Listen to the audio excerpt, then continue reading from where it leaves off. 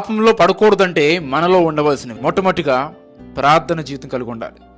ఎవరి జీవితంలో అయితే ప్రార్థన ఉండదో, ఎవరైతే ప్రార్థన చేసుకోరో వాళ్ళు ఎవరైనా సరే, వాళ్ళు విశ్వాస అయినా, సంఘ పెద్ద అయినా, ప్రాఫిట్ అయినా, మ్యాన్ ఆఫ్ గాడ్ అయినా, స్వాతికుడైనా ఎవరైనా సరే పడిపోవాల్సిందే లోకంలో. ఎవరైతే ప్రార్థన జీవితం కలిగి ఉంటారో, ఎవరైతే దేవునితో ముఖాముఖికి మాట్లాడతారో వాళ్ళు శోధన జయిస్తారు. పాపంలో పడిపోకుండా ప్రార్థన వాళ్ళని కాపాడుతుంది.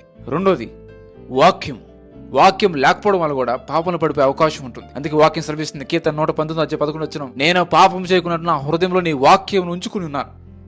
కాబట్టి దేవుని వాక్యం ధ్యానించాలి. మూడోది పరిశుద్ధత. అవును, పరిశుద్ధత కలిగి ఉండాలి. పాపంలో పడిపోకుండా ఉండాలంటే మన పరిశుద్ధత మనం కాపాడుకోవాలి. దేవుడిచ్చిన శరీరాన్ని, దేవుడిచ్చిన కళ్ళు, చూపులు, తలంపులు, ఆలోచనలు మనం జాగ్రత్తగా ఉండాలి. నాలుగోది సెల్ఫ్ కంట్రోల్. చాలా మంది పాపంలో పడిపోయిన కారణం ఎందుకంటే సెల్ఫ్ కంట్రోల్ లేకపోవడం వల్ల. ఆశా నిగ్రహం ఉండాలి. క్రైస్తవులకి ఆశా నిగ్రహం ఉండాలి, కంట్రోల్ ఉండాలి. శరీరమైన, కోరికల మీద కంట్రోల్ ఉండాలి, ఆలోచన మీద కంట్రోల్ ఉండాలి. ఎవరికి సెల్ఫ్ కంట్రోల్ ఉండదో పాపంలో పడిపోతారు. ఐదోది విశ్వాసం లేకపోతే మనం పరిశుద్ధంగా మనం జీవించలేము. విశ్వాసం లేకపోతే పాపంలో పడిపోతాం. ఆరోది ఏంటంటే దైవికమైన ఆలోచనలు, గాడ్లీ థాట్స్.